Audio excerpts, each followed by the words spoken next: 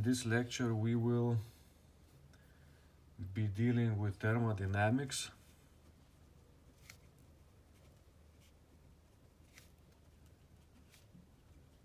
This will be the first lecture. So we will have 2 lectures about thermodynamics, and thermodynamics is science, field of science of physics that is dealing with transformation of heat energy to mechanical energy.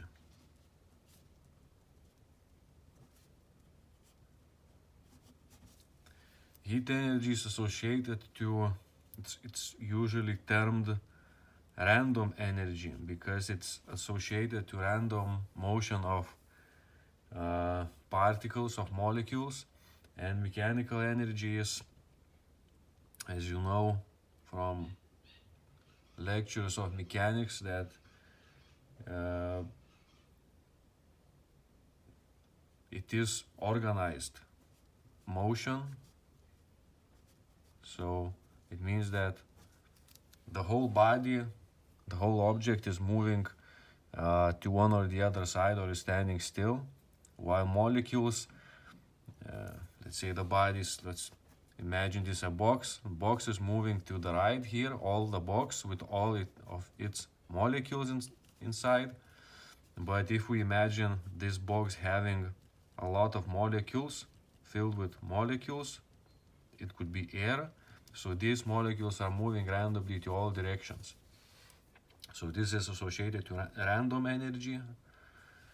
Not energy maybe, but random movement. And this is organized movement, or the energy is understood as it is organized.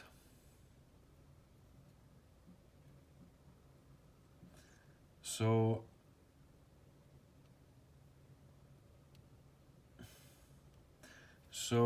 basically, historically, why was this important? Because people wanted to transform heat energy to mechanical energy, to create devices like vehicles for various kinds of motion, for traditional vehicles to more sophisticated. And so basically thermodynamics is dealing with, it's not that it's dealing only with, but it's dealing a lot with engines, because engine is a device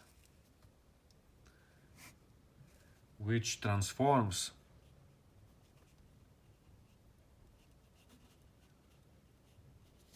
heat energy to mechanical energy.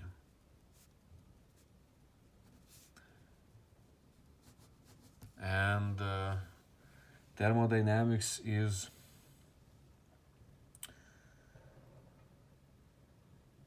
investigating the laws by which this transformation occurs. And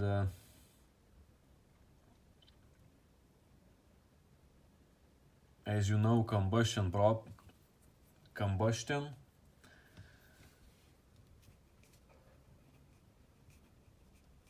probably from chemistry, because you know that we have, let's say, gas, methane.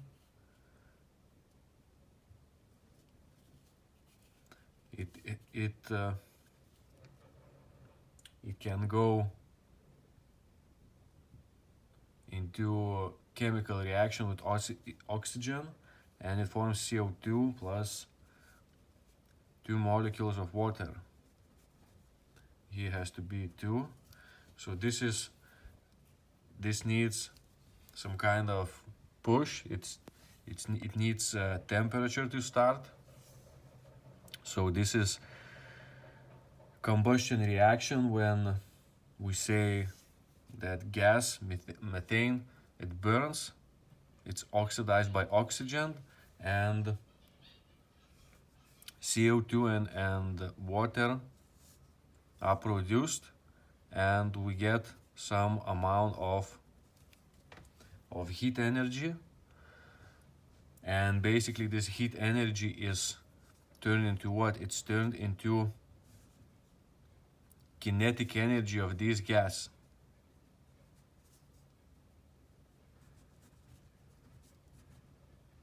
So, and these gas are capable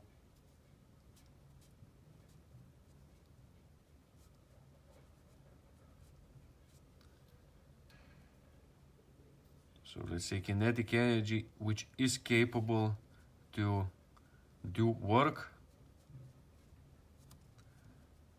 push a piston in this case. So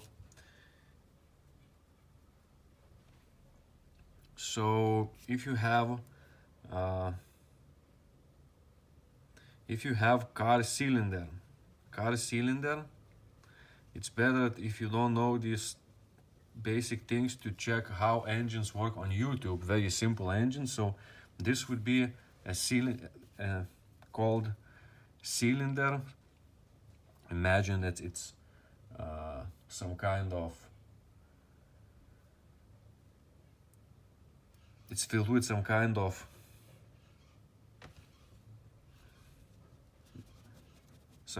gas. So this is a cylinder, and inside this cylinder there is, so this would be cylinder, it can be in a car or somewhere, and inside this is the combustion chamber where the combustion reaction occurs. So this would be combustion chamber,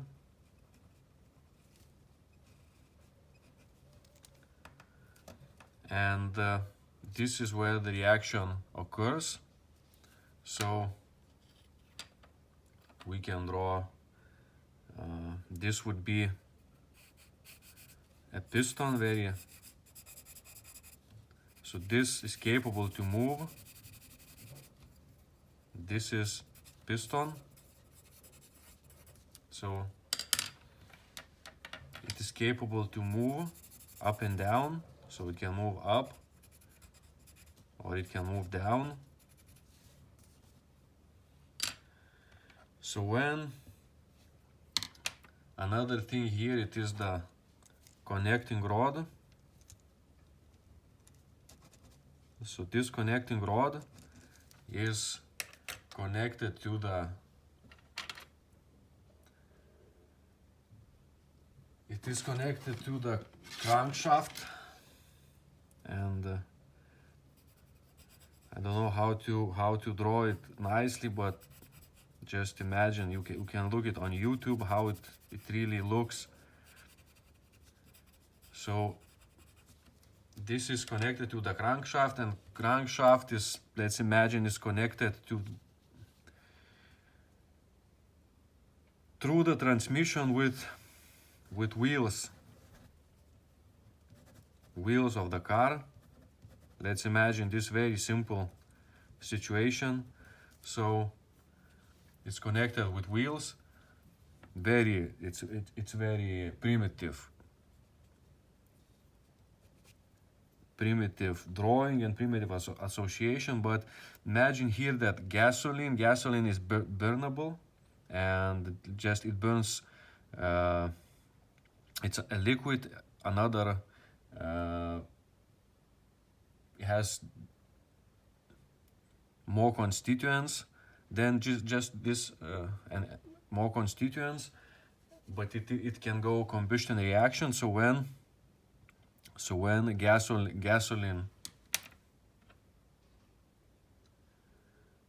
gasoline is here, so in here there goes the reaction of gasoline plus O2, and what happens that it produces CO2, and H2O. So this initial temperature, because this reaction needs to start, it needs temperature, this is provided by spark plug. From the battery of the machine, and to spark plug the energy goes, and this is provided by spark plug, this temperature. But what's important that this is CO2 plus H2O plus energy, and this energy is turned into, like it was written here, to turn to kinetic energy of these gases. And these gases, they do what?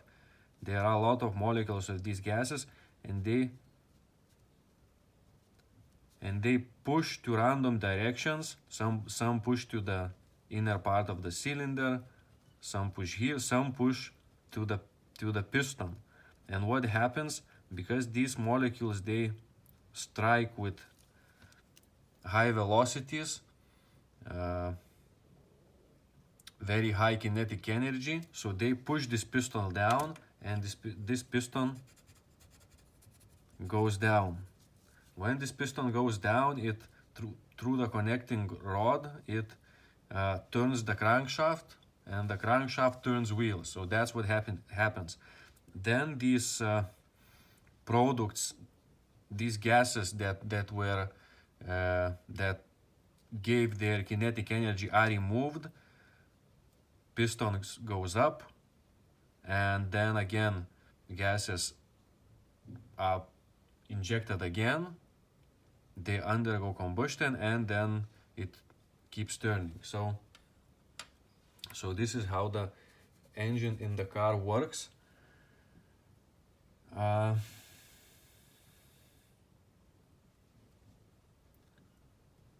So these gases are moving to random directions chaotically. So some energy is transferred to the cylinder. So this gets hot to the walls of the cylinder. So that's why it is impossible to turn all the energy from gasoline to the energy of mechanical work, because a lot of energy is lost here to the molecules which are, let's say, bombarding the inner wall of the piston, but of the inner wall of the cylinder, but not the piston. If everything is was given to the piston, then we would have 100% of efficiency of this engine. But as you know, it's impossible to achieve this. It's impossible to convert all thermal energy to work. So impossible to convert all energy. This should be heat energy, all heat energy to work. Okay. Now what's next? So next thing is that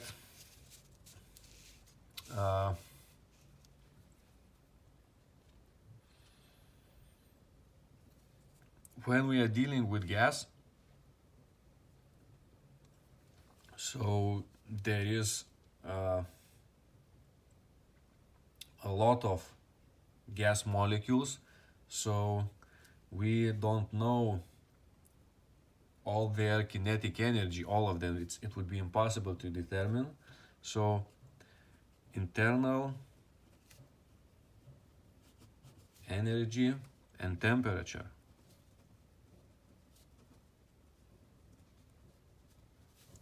So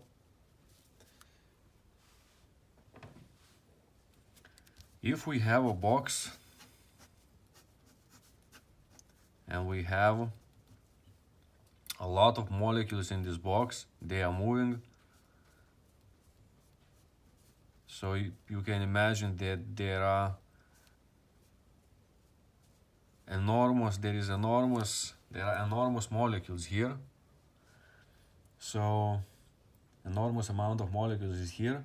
So they are moving all of them randomly to all possible directions at high velocities. It's called thermal motion. And this kinetic energy, all kinetic energy, so internal energy,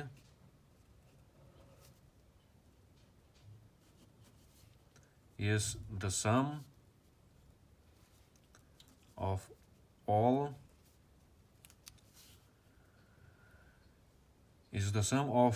kinetic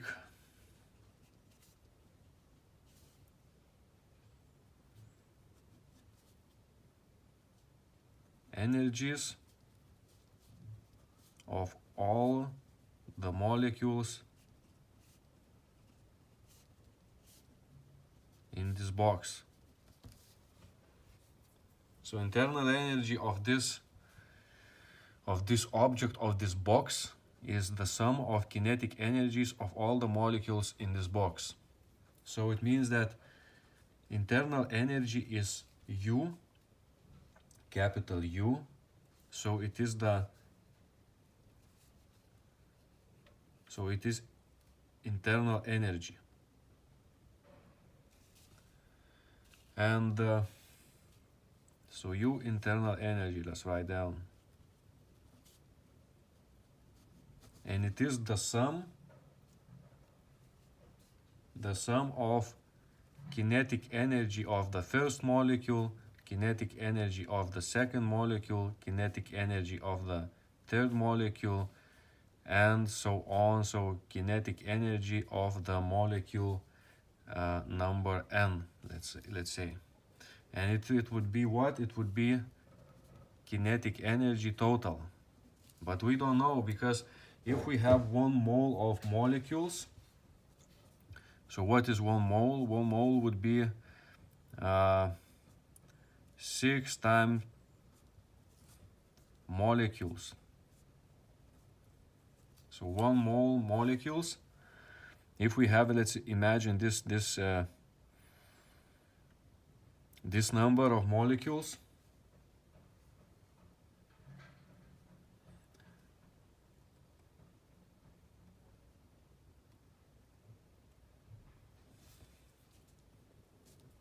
So it is impossible to know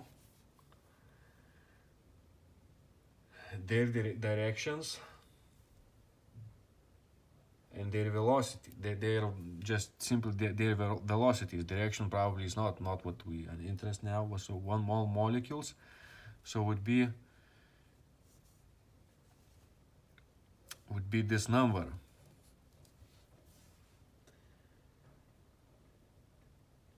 So what we can do, so it is we may think of some kind of average quantity. So average kinetic energy, average, this sign means average kinetic energy, so it means average, it is AK1, 2, 3, and so on to the AKN divided by N, okay, by how many of them there are. So this means average kinetic energy of molecule.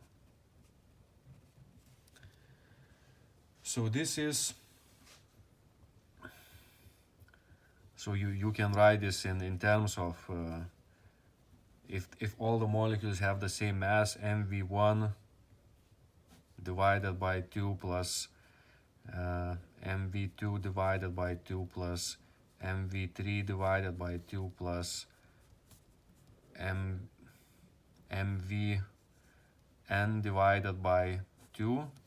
and this is all divided by n. So this is some kind of different representation. It says that we're dealing with kinetic energy, and mv squared. So it is that this average kinetic energy, it is equal to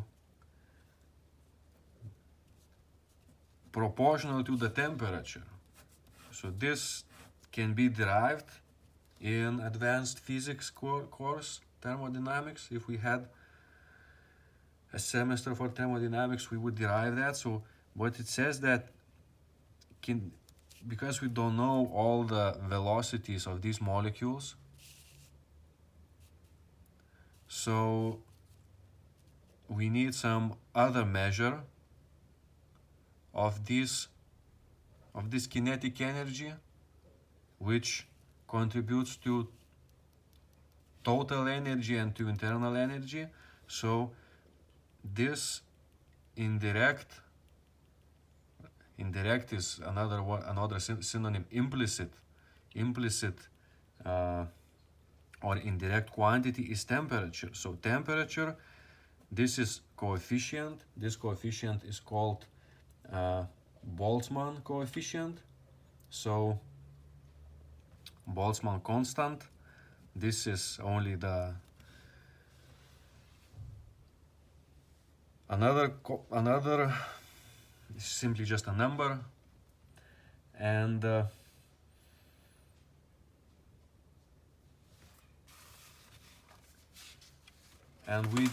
we from this we know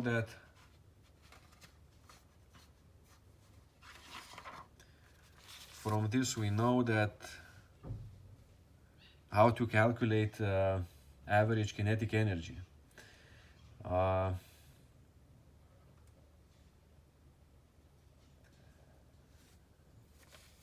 So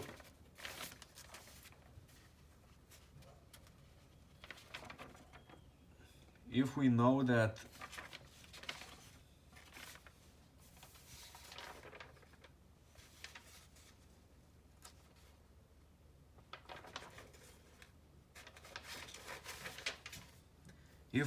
this average kinetic energy, so then that means we are able to calculate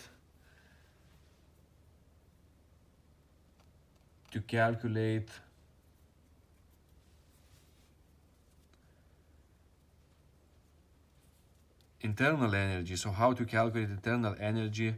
Well, it is very simple, because if internal energy is here, so we can write that internal energy is the average value of internal energy times n, and n is the number of molecules.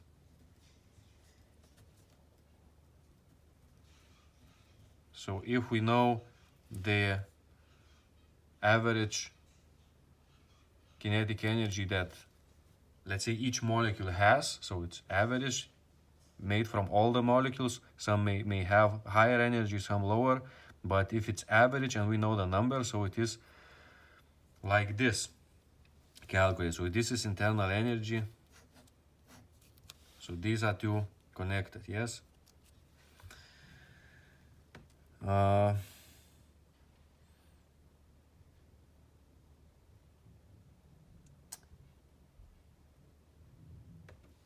Now what is another topic?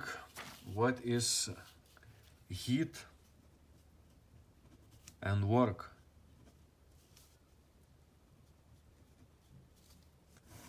Heat and work. So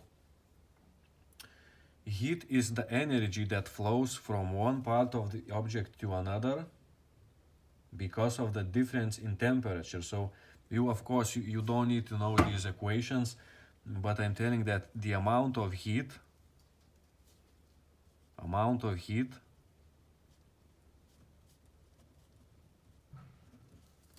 So this amount, probably you can miss this delta. So if you want to, generally, if we want to expect that it is some kind of change, we can use this change. But if we don't want to stress that it is a change, we may not use it, because amount, let's say 3 joules, 10 joules, it stays the same whether it's change or not, or not.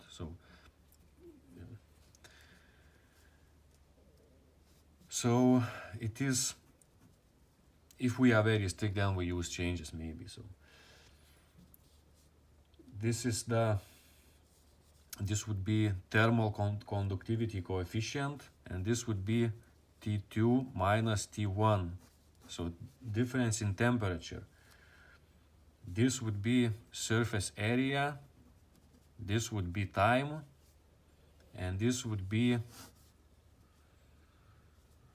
the length of an object. So imagine that we can write this in terms of minus K delta change in temperature, H, and delta, and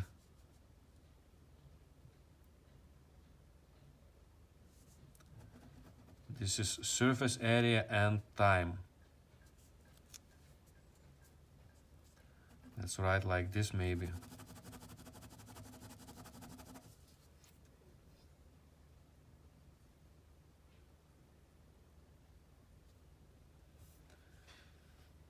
Okay, so what's here? Here it is that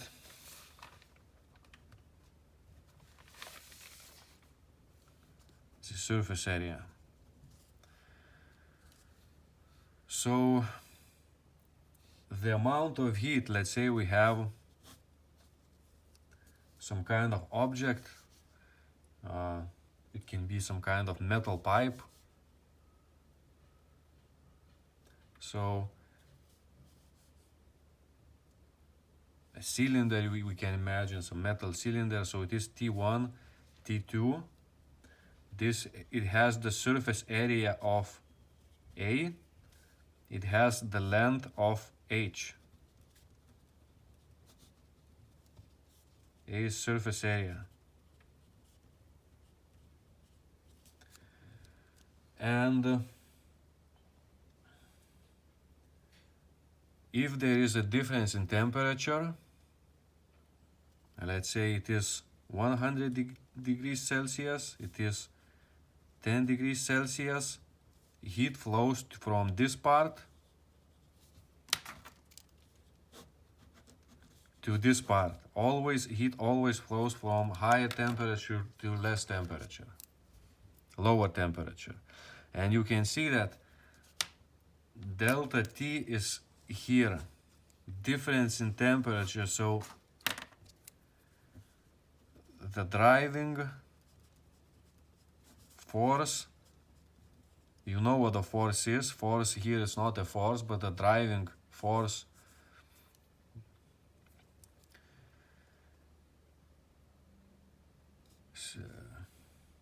very philosophically can be called force. The driving force is the difference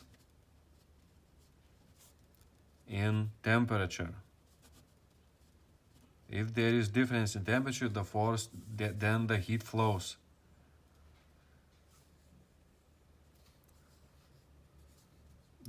For heat flow, the driving force, not here but here. So the driving force for heat flow, here should be this. The driving force for heat flow is the difference in temperature, delta T. It's called difference in temperature is called temperature gradient sometimes.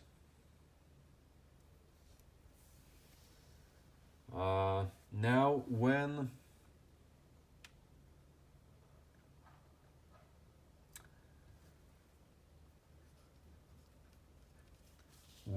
heat is added, transferred, yes, to the system.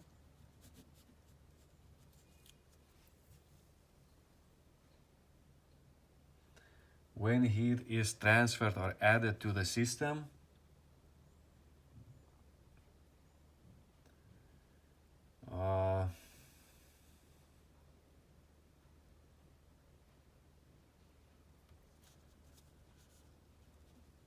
the temperature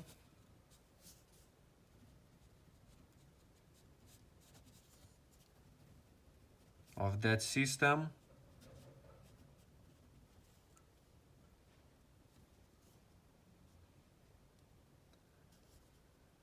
so it means kinetic energy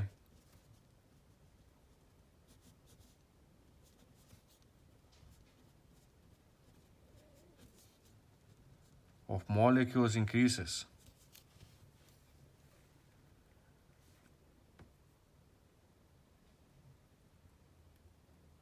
So if you have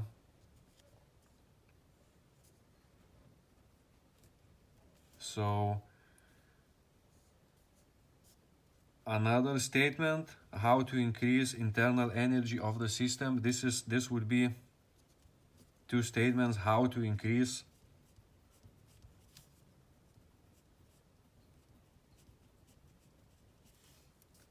EK U of the system. So these are two statements. How to increase U of the system, it means internal energy. So you can add some heat, or you can do what? You can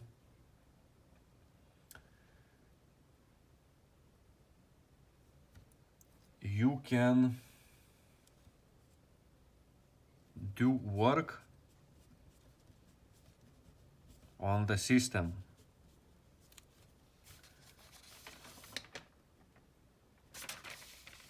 So you can do work on the system. So basically all these two statements are represented by the first law of thermodynamics, that heat can be used to increase internal energy of the system and to perform work. So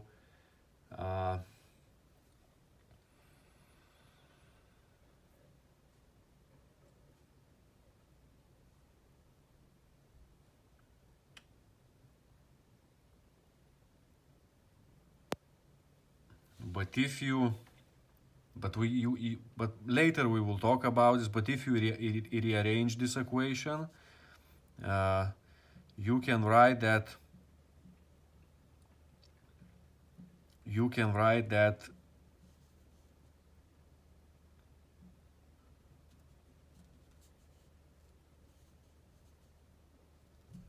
delta U is Q minus work.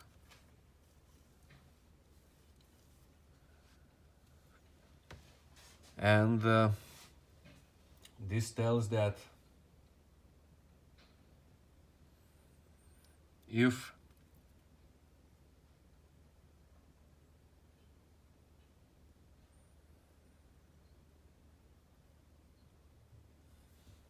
if heat is produced, heat is added to the system, so then internal energy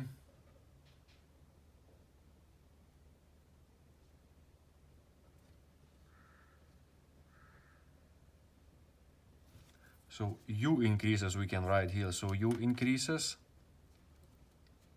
and we can see that what's happening here. So if we add heat, so heat can be transformed to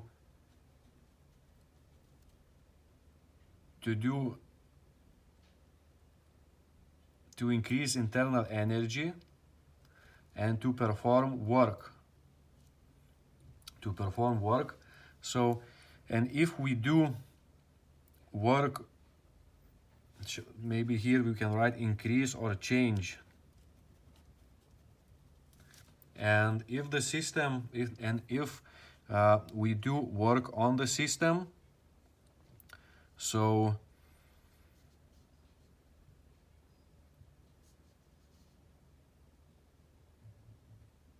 let's imagine that Q is equal to 0. So delta U would be minus work. So we can write that minus delta U is work. So if we do work, we also change the internal energy of the system.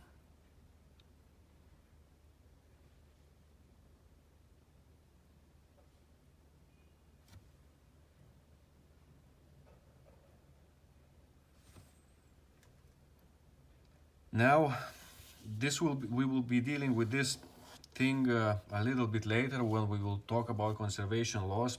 Now maybe it's a little bit difficult for you, but we may stick to these two statements. So when heat is added to the system, the temperature of that system, that means kinetic energy of molecules increases, so U increases. This is okay. So if we want to change or increase U of the system, we can also do work on the system, or the system can do work on surroundings.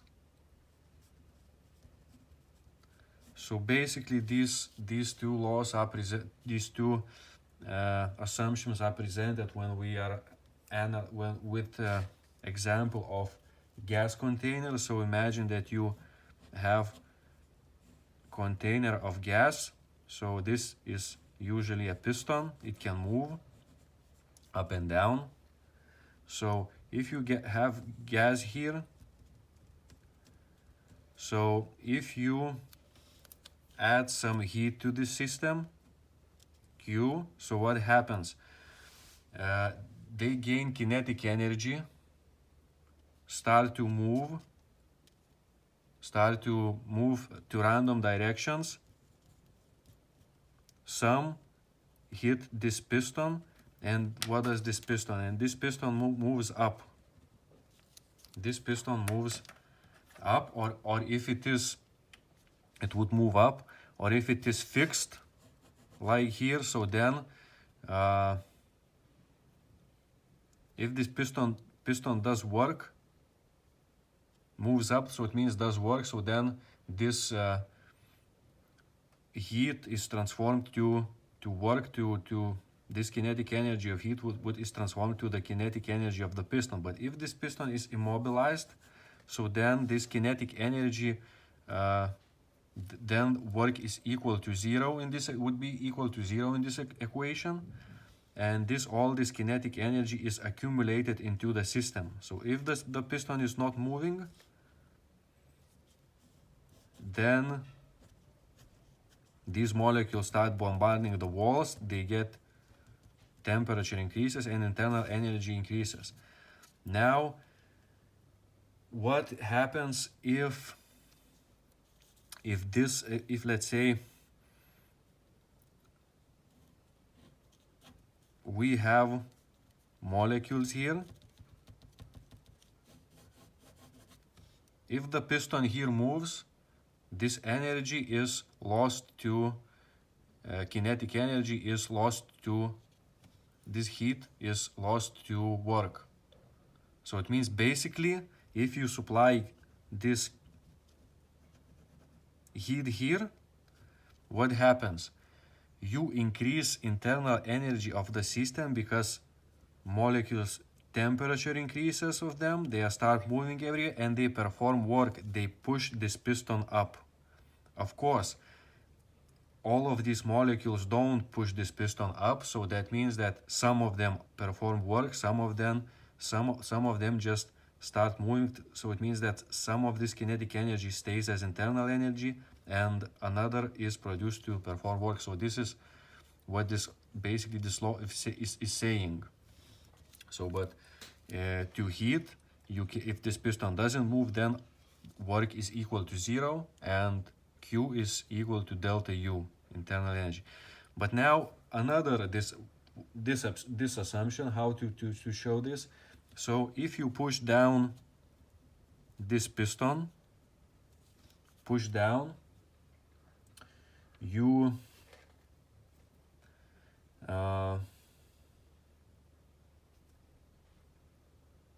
you push down and you perform the work. Work here is understood as pressure times change in volume. Pressure times change in volume. So when you push these molecules, this piston down, so these molecules get compressed, and what happens? It happens that thing that you give some kind of work to the system, and when you give some kind of work to the system, you change the internal energy, because you can imagine that when you push this piston down, molecules get compressed and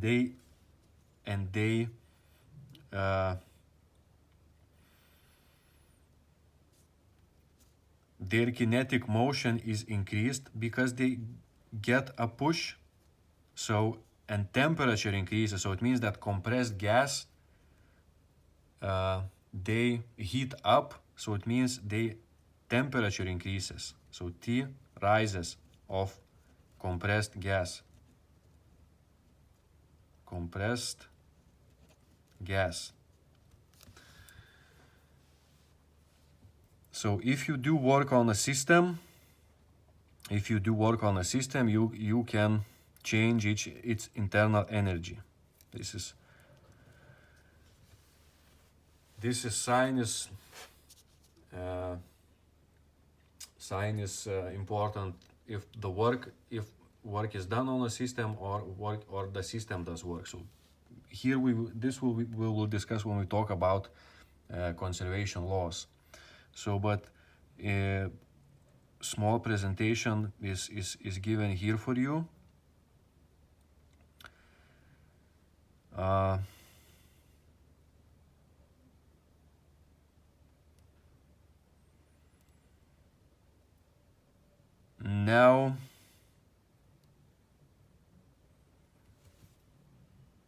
Now what? Now speaking about temperature measurement.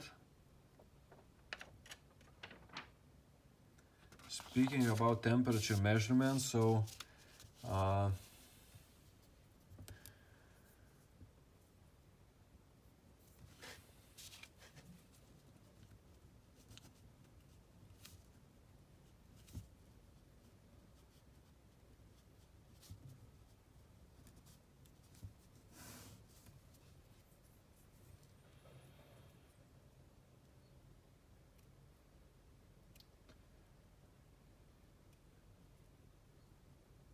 the temperature measurement is performed based on the observation of how materials react to change in temperature, and the column of liquid mercury, it expands and contracts in independence of the temperature, and the column of liquid mercury, as you know,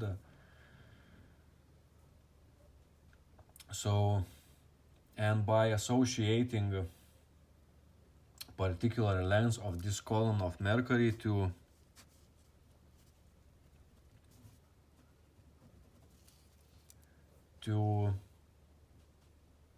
water boiling temperature, to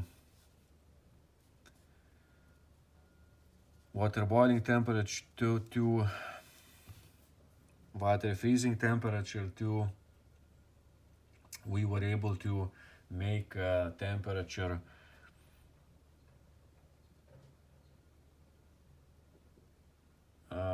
measurement quantitative. So we know Celsius, we know Fahrenheit scale. So Celsius scale is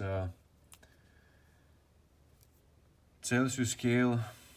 Water boils at 100 Celsius. At 0 degrees Celsius, water freezes or ice melts, depending on what temperature.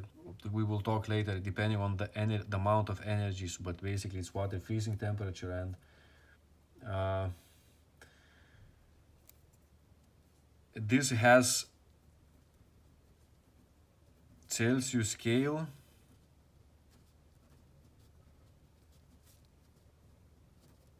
has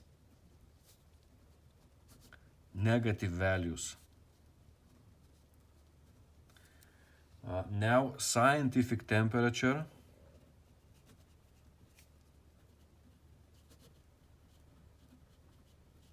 scientific temperature is measured in kelvins. In kelvins. So 1 Kelvin is capital K. It has no negative values.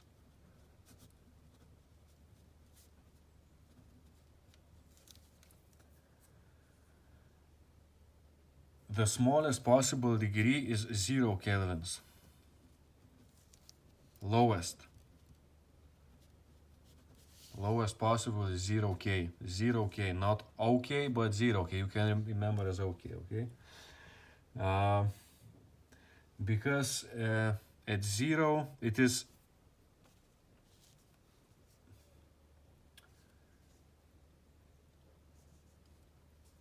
the lowest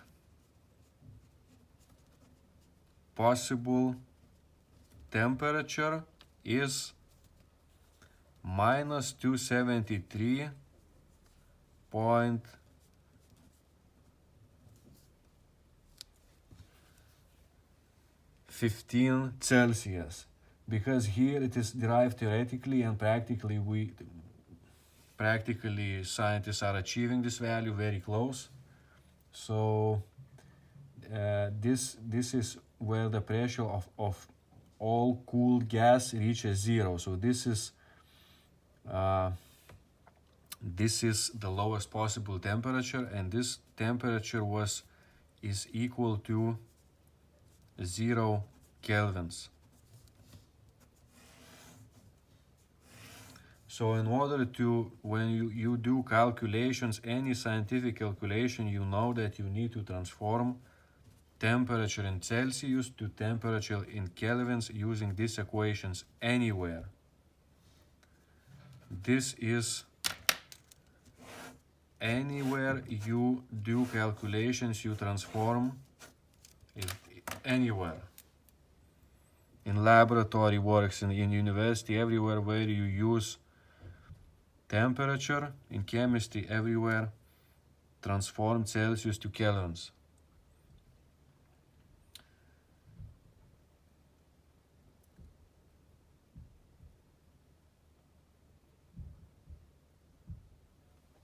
Celsius to kelvins.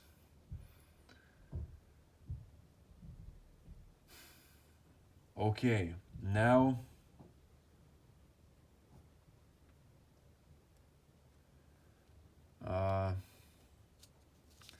this thermometer, this temperature measurement with column of mercury is based on thermal expansion of mercury.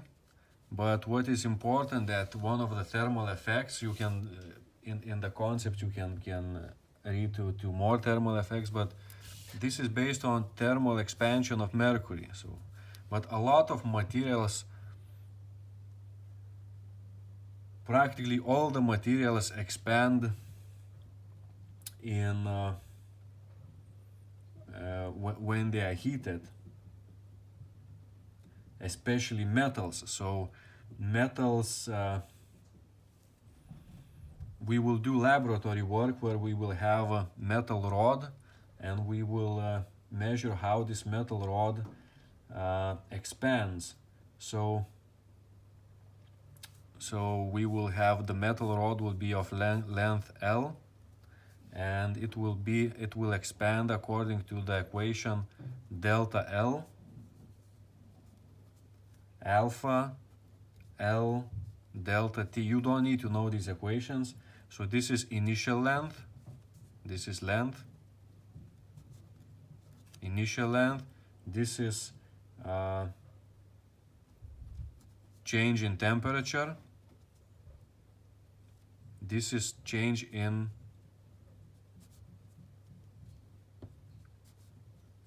length, this is initial length, this is change in temperature.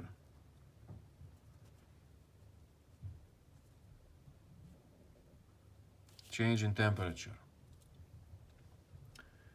And this is thermal expansion coefficient. Thermal expansion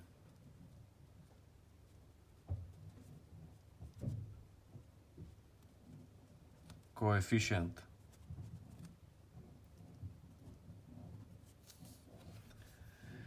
So because bridges, if there is bridge, so it's made of metal, and in summer it gets hot, so it expands and it can buckle, and tracks of the railroad also, they buckle because of heat. So that's why expansion gaps are made in the bridges for them to not to buckle, to account for this thermal expansion. So what is maybe interesting for you, except all these equations. So now we are next thing about this thermodynamics before we go to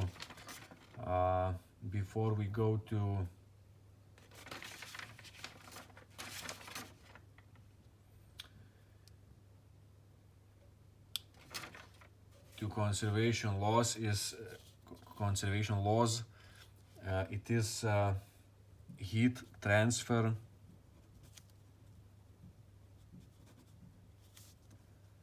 mechanisms. So heat transfer mechanisms are three. So convection it occurs in liquids and gases.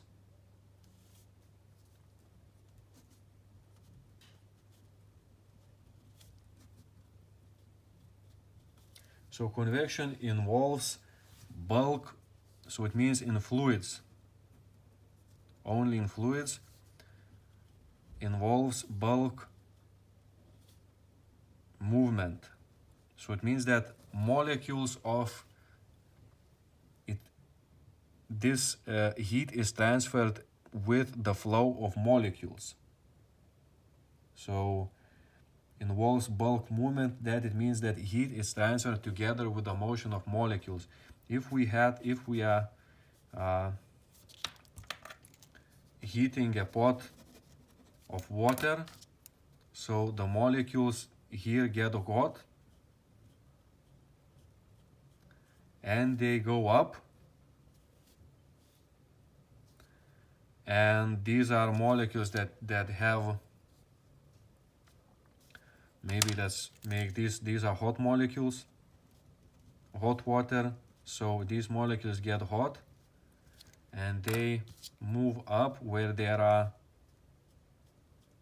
cold molecules with less kinetic energy, and they move, this red moves up, mix with these blue ones, and they heat these blue colder molecules. So this is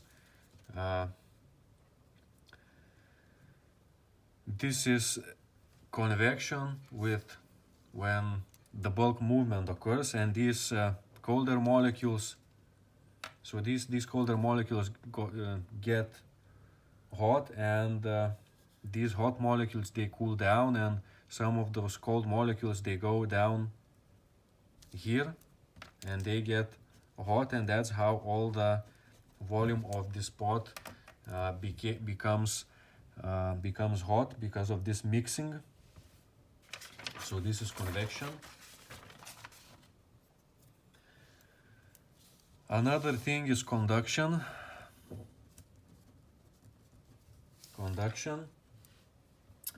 And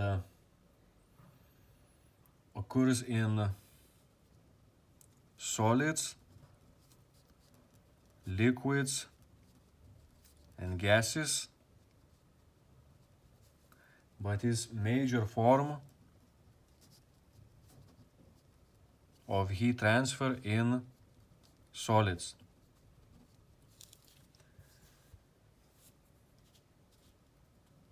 Here we have no bulk movement. As we said, if we have, let's say, a metal cylinder, metal rod, if it has T1 here, T2 here, as we showed here, 100 cell, here 10. So heat goes from here to here.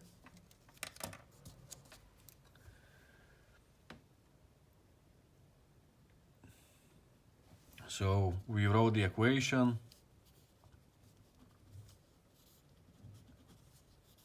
As previously, we wrote the equation, surface area, and time. So this is thermal conductivity, this is difference in temperature, the same equation as we wrote previously. This is thermal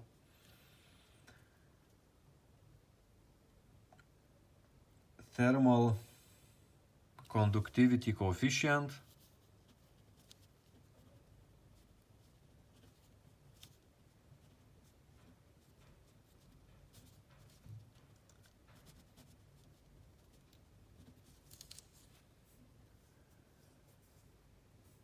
Thermal conductivity coefficient, H would be length of this rod.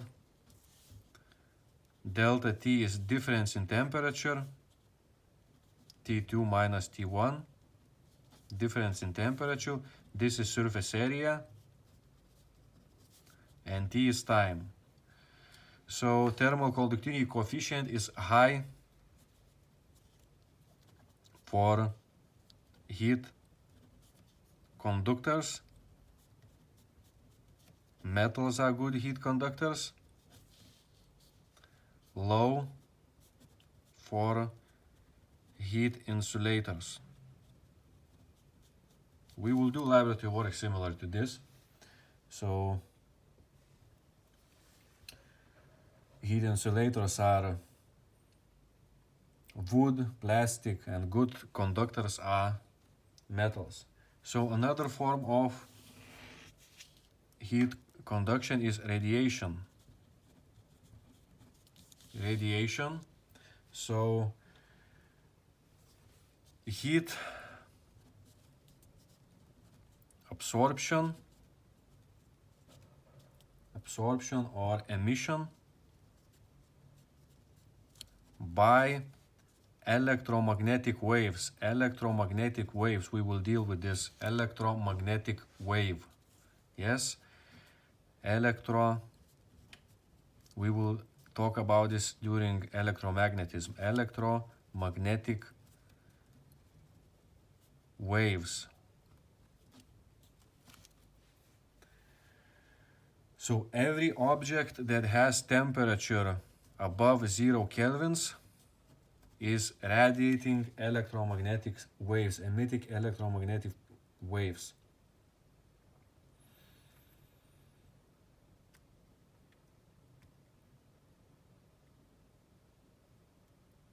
So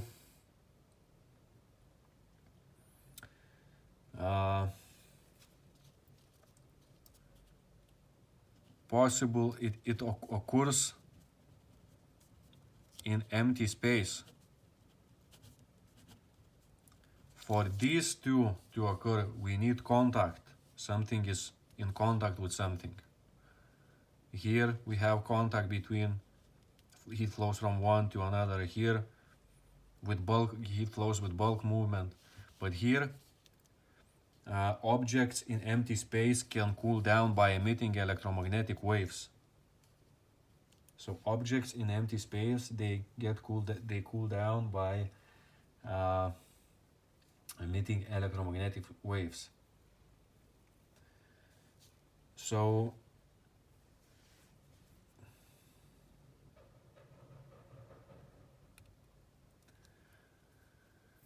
if one object is emitting electromagnetic waves,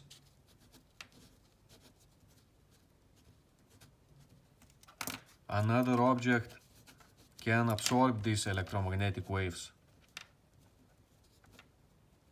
So this object cools down, this object heats up. Yes, if this object is 10 degrees Celsius, this is 10 degrees Celsius, so then this object emits electromagnetic waves. As we will talk about electromagnetic wave spectrum, so in basic forms,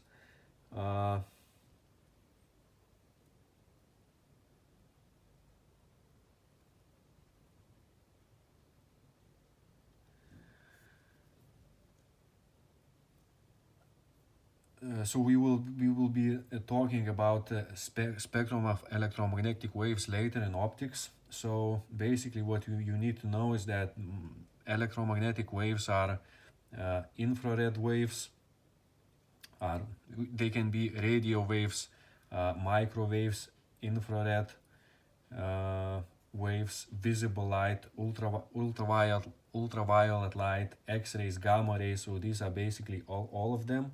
And in any of these type of electromagnetic waves, object can lose energy and another object can gain energy. Now, speaking about this thermal radiation, so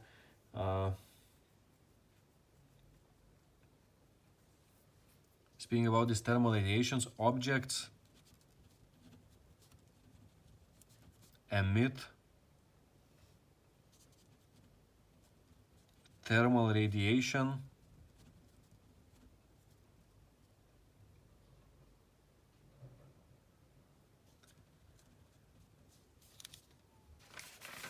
when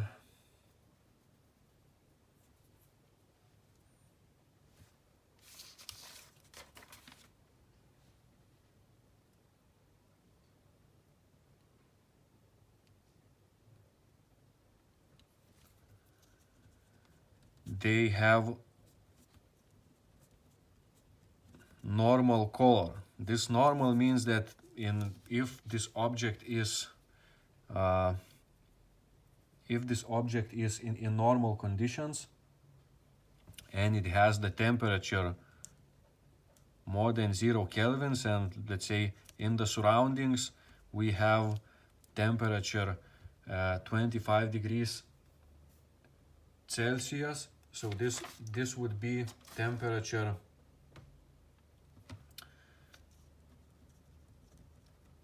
normal.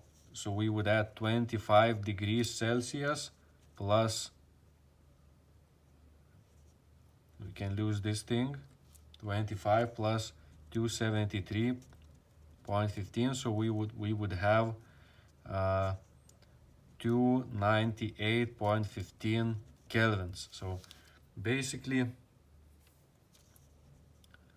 if we put here 25 at normal conditions, 25 degrees Celsius, all the objects has this kind of temperature in kelvins. And what theory says that if object is in more than 0 degrees kelvins, it emits thermal radiation. Basically, this temperature is very low, so at our conditions at 25 degrees Celsius, because 0 kelvins it is at minus 273.15 Celsius. So at our conditions, 25 degrees Celsius, all the objects emit electromagnetic radiation or thermal radiation, and other objects they absorb, and our temperature is or our body temperature is the equilibrium of what electromagnetic radiation we absorb and we emit. So so this means that every object at their normal state, normal condition, normal color, it produces thermal radiation, and it produces thermal radiation in infrared waves. So radiation. So speaking about radiation,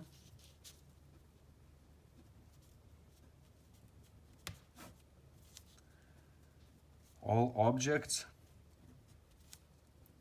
at their normal color, it means that if they are not heated, normal color, not heated, normal, maybe normal state, normal color, we can make it even state, produce thermal radiation in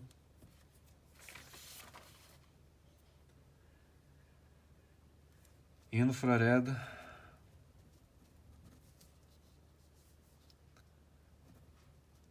light. Infrared rays, we can say. Basically, it's said like IR, infrared. Infrared's in the zone of, or we can say infrared spectrum, in infrared spectrum. So it's connected with infrared light. So this means that this is, if we have visible light, this would be wavelength, nanometers. So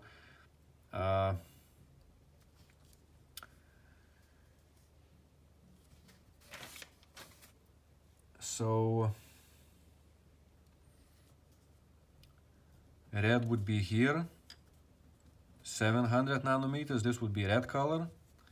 This would be 400 nanometers violet color. Here would be ultraviolet,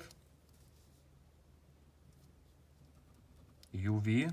Here would be infrared light, ultraviolet light, infrared light, ultraviolet light. So ultraviolet.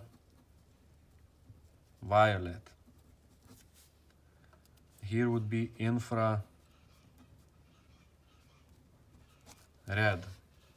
IR. So this is violet. This is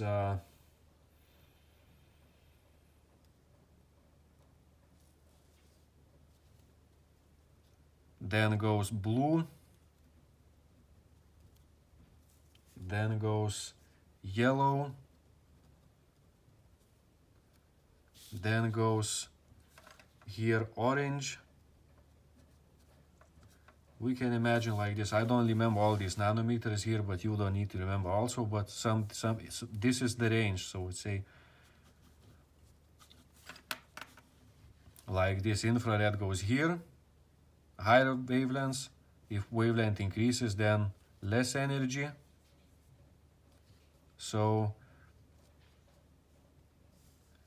this has the most energy according to this. So energy is going in this direction. Energy and frequency. Because wavelength is speed of light divided by is c times period, so or c divided by frequency. So this is why frequency goes to this direction. Energy also goes to this direction because it is proportional to frequency, and wavelength is inversely proportional to frequency, so goes to this direction. So energetically, UV has a lot of energy, infrared has less energy. So all the objects in there, when you have metal is, let's say, metal rod, and you heat this metal is in stellar conditions, so it emits, it has its color, so it emits infrared light. But when you heat this metal, what happens? The color of the metal turns to, it turns red, then it turns to orange, then it turns to yellow, then it turns to blue, then it turns to violet. So it means that energetically, so at normal conditions, it is emitting low energy infrared light at normal state, but as it is heated, so color of this changes, so it starts to emitting visible light because it is heated. So this visible light, and the energy, violet has more energy than blue, blue has more than yellow, yellow more than orange, and red and orange more than red. So this is how it starts emitting a higher energy light, so that we see. So this is there are more colors, but I just can't remember all the colors of the rainbow. They should be basic, so but we missed two. They are somewhere here, so but we will cover this thing in optics. But it's just for you to know that red is 700 nanometers, violet 400 nanometers, and these colors are somewhere in the middle, and they correspond to this. Their arrangement corresponds to energy. If we look at this arrangement, corresponds to energy increase. So okay, now the intensity of radiation.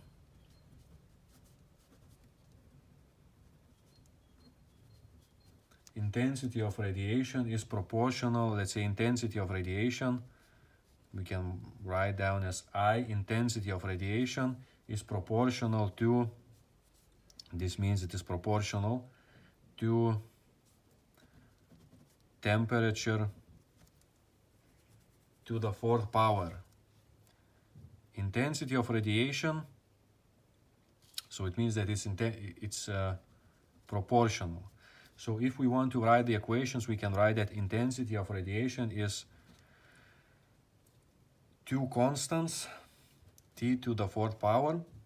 Intensity is measured in watts per square meter, or it is the same as joules per second per square meter. So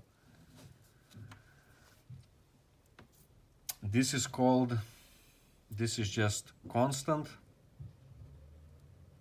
This is called emissivity. It basically, this emissivity says that dark objects, black objects, they are good emitters and good absorbers. So dark objects, they are good emitters and good absorbers, and shiny objects, metals, they are poor emitters and poor absorbers. So that's why you use aluminum foil, which reflects heat when you cook food, so that it reflects heat and the food doesn't get burned in the oven. So what's important, this is that it's 4 degrees. So if you double the temperature, if you double the temperature, so it means that intensity of radiation increases 16 times, fourth power. Rarely we can see these things in equations. Now, what another thing, it is greenhouse effect that is associated with all these things that we are dealing with. Probably you have heard about this, but just quick review. So, normal conventional greenhouse effect is a must to sustain life, so without it the temperature would be too low for life to exist. But what's happening that it's too much greenhouse in the Earth's atmosphere.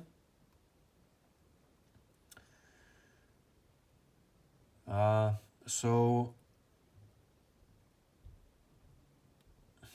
if we have Earth and we have Earth's atmosphere, let's say from one side, so 30 some lights hit the atmosphere, so 30% of them are reflected, so 70% of this they reach Earth's surface and heat the surface, 70%. So this heated surface, it emits thermal radiation,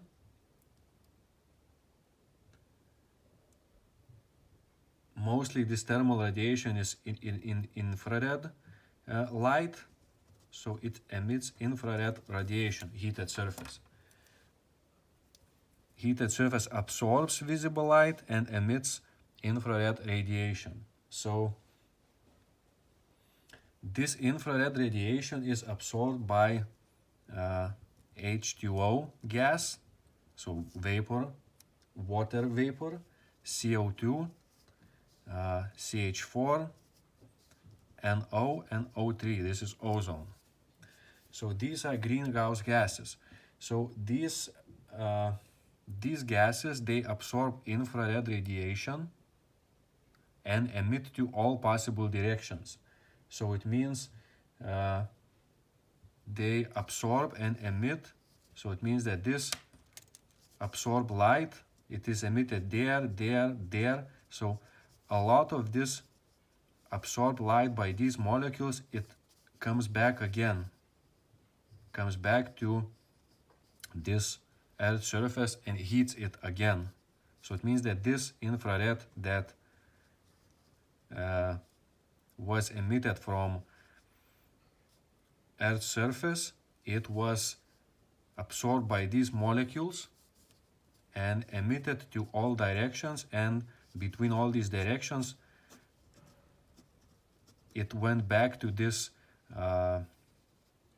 to Earth's surface and went back to the atmosphere here and to all these directions. So it stayed in the atmosphere or hit Earth's surface. So Earth's surface is heating up because of increasing amounts of these gases, and the atmosphere is increasing because these infrared rays, they are scattered within the atmosphere between these molecules all around the world, all around the Earth, not world. So it's the same as sun's. If we have a glass here, this is a glass, so visible light passes to the through the glass, heats, let's say, the interior, let's say interior, heats this interior, and infrared radiation emitted by interior, they cannot pass this glass, and they are scattered by molecules to all the places here. So this is why this interior gets warmer and warmer. So this like Uh, this is the same thing happening like here and here.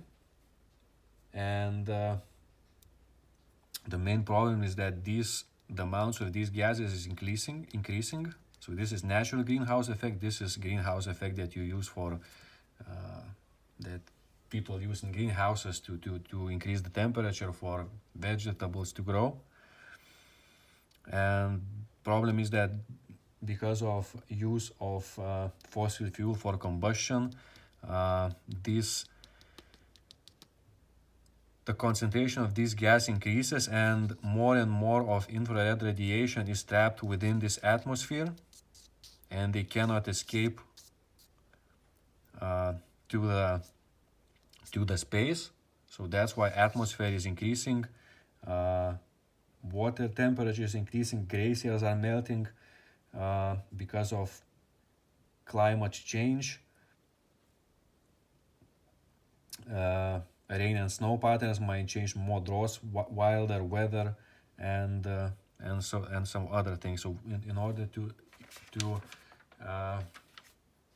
avoid these things, we need to reduce the use of fossil fuels and go to renewable energy. So this will probably be studying more in ecology and environmental science. So this is just a basic physical introduction connected with radiation.